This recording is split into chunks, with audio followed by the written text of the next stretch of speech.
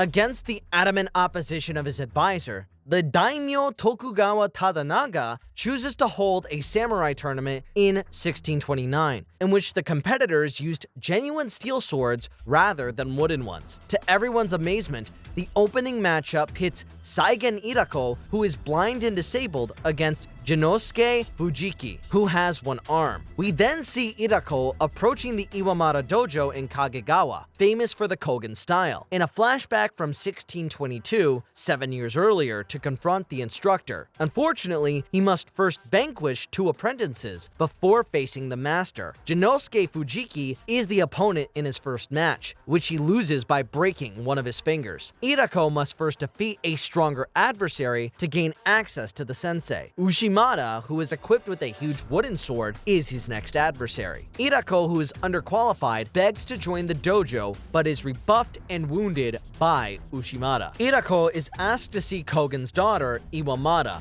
when he thinks about marrying Mie. In a flashback, Kogen defeats Yagyu Munenori in a match at the Yagyu estate, and declares a draw after sparing him from embarrassingly conceding. Yet he remembers how Munenori later tricked him into humiliating himself during a sword instructor interview at the house of Tokugawa. Irako is then brought back to the present and brought to the palace, where he is chained and given a red bean as a forehead decoration. Irako is subsequently welcomed into the dojo by a deranged and incontinent Iwamata Kogen, who, while appearing to have no control over his body, slices the bean without touching Irako's skin. After a year, Irako has mastered Ushimata's method, seduced Kogen's daughter, Mie, and emerged as a potential Kogen successor. Kogen gives instructions at the dojo when he is awake. Using the skulls of the 2 best swordsmen in Nisaka, the master Funaki Ichidensai's twin sons, Kogen devises a test to see which of Irako and Fujiki is the most likely to succeed him. In the darkness of the woods, they approach the twins, at first claiming to be Kamaitachi rather than samurai. As Irako throws up at the side of the road, the 2 Kogen who won the competition return with the faces of the Funaki twins. In a song, kids make fun of Lady Iku and claim that she is cursed because 2 of her fiancés died. The Kogen disciples, meanwhile, credit Fujiki for their victory over the Funaki because he hit the elder twin first, allowing Irako a chance. In the bathhouse, Lady Iku runs across Irako, who informs her that she is not cursed and that he thinks her husband Kogen was to blame for the murder of her fiancé. Then, Ushimata warns him not to go see her once more. In front of the other followers, Kogen chooses Irako as his heir and commands Mie to submit to him. Irako begs for this to happen after the wedding. Fujiki uses the Nagare Boshi, shooting Star Strike despite having frozen fingers, to defeat a Funaki swordsman, who approaches him on a chilly winter night. After Irako is named heir, the Kogen teachers talk about Irako's past as a member of a merchant family, and Fujiki briefly leaves the dojo. Irako claims that he can no longer see Lady Iku at one of his covert encounters with her at the Totomi Inn. Irako's mother is shown in a flashback prostituting herself while still expecting. Irako was born 6 months late, crawling from the moment of his birth and being violent from an early age. In the meantime, Master Kogen develops misgivings about his mistress Iku's behavior and punishes her by cutting off her nipple. Later, Irako is promised training in the shooting star method and is escorted to the Kontake Shrine on Akiba Mountain, the location where Master Kogen first became aware of the Nagare Boshi technique. Ushimata informs Lady Iku, who is currently detained at the Kogen dojo, that Irako will be held accountable. Irako is instructed at the Kontake Shrine that he first must battle Ushimata with wooden blades before being shown the Nagare Boshi method. Unfortunately, the match is fixed, and after Irako withholds his decisive move, Ushimata strikes him again. After that, Fujiki challenges him to a duel, and despite being evenly matched, Fujiki defeats Irako. Irako assaults Fujiki from behind while turning his back on him as he envisions taking over the Kogen dojo, marrying Mie and forcing Fujiki to pay his respects. Fujiki, however, strikes back and nearly kills Irako with his hands. Lady Iku feels compelled to use a hot iron to mutilate Irako while he is still hurt, but she burns her breasts instead. Irako finally confronts Sensei Kogen, who blinds him and ends Irako's hopes of inheriting the Kogen dynasty by appointing Fujiki as his his successor. There is a scenario that shows the harshness and inhumanity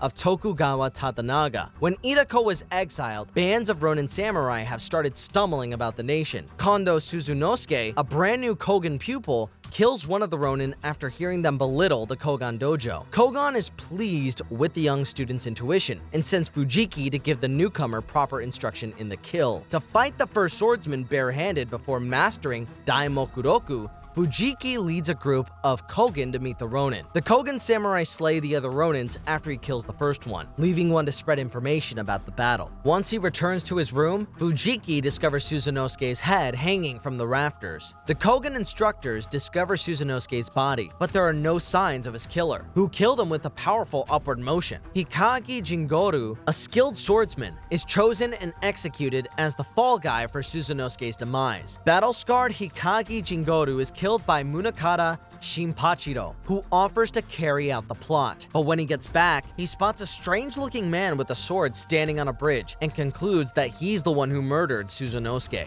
Eventually, a challenge is posed by leaving Munakata's head and a fake sword on the bridge. Yamazaki Kuroemon, the instructor, murders two Ronin at an inn for denigrating the Kogan school in an attempt to exact revenge for his death. But Yamazaki also runs across the enigmatic swordsman, whose head is also found on the bridge. 2.5 years after Irako was punished and exiled, in 1627, Mie's anguish over her father's terrible treatment of her consumes her. He orders her to be killed after she steals his blade, but Fujiki confronts her and disarms her despite the fact that she is using the Nagare Boshi maneuver. Even though Irako is blind, Fujiki informs Ushimata that he thinks the murderer is him and that he might be hiding in Kagegawa. A blind masseuse and acupuncturist named Sudanoichu are visited by instructors Mariko Hikobi and Okitsu Sanjuro, who inquire about any new blind strangers. He proposes they get in touch with the leader of the Toduza, Shizuhara Kengyo, but they will only be able to due to his high position and proximity to Tadagawa. Mariko goes to a bathhouse later, but he is cut in two just as he is about to get into the bath. Later, Okitsu is shown accepting payment from Kengyo's secretaries for knowledge regarding the three strongest Koganryu pupils, the three tiger cubs. He challenges Fujiki, who is weak because of an infected hand. As they cross paths in the woods, Okitsu uses the Nagare Boshi technique after insulting Mie, but Fujiki is quicker, cutting off Okitsu's right hand and killing him.